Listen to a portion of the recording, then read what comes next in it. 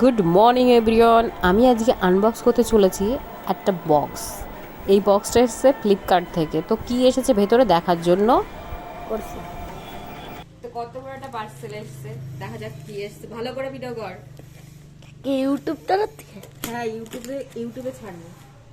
YouTube থেকে আইছে parcel? হ্যাঁ, ইউটিউব থেকে এসেছে পার্সেল। টাকা দিয়ে কিনে ইউটিউব থেকে এসেছে।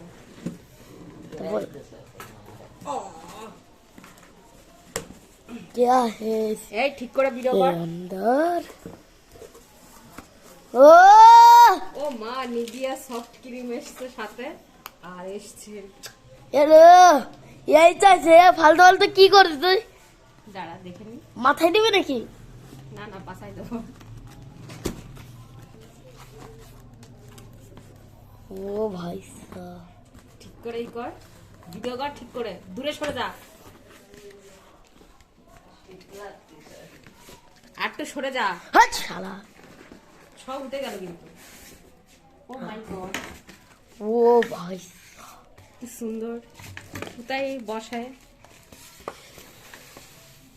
এই কিরকম সেলাই মেশিন, এই যে চার্জার। আর কই, আর কিছু দেয়নি এ মা।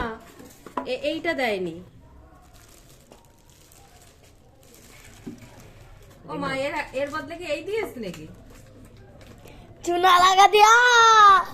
চুনা লাগা দিয়া? ও না, এই যে না দিয়ে পারে, না দিলে মেরে ফেলা দেবো না। চুনা লাগাইনি। তো সুন্দর প্যাকিং, জাস্ট মেরে ফেলে দেবো। টাটা গাইস, এবার তোমার ভিডিও করা হলো।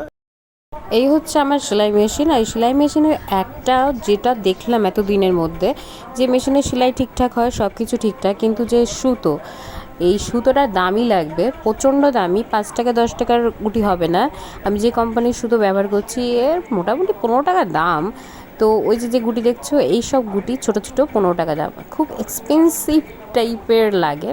তো আমি মোটামুটি এখানে অনেক কিছু সেলাই করছি। যেটা সেলাই করছি এটা ব্যাগ, ভেতরে চট, আর আমার একটা জামা ছিল, সেই জামাটা ছিঁড়ে গেছে বলে, তো জামাটা দিয়ে ব্যাগ তৈরি কমপ্লিট। এই যে কমপ্লিট।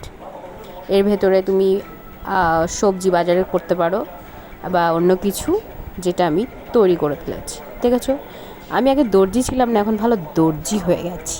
ও মাই গড।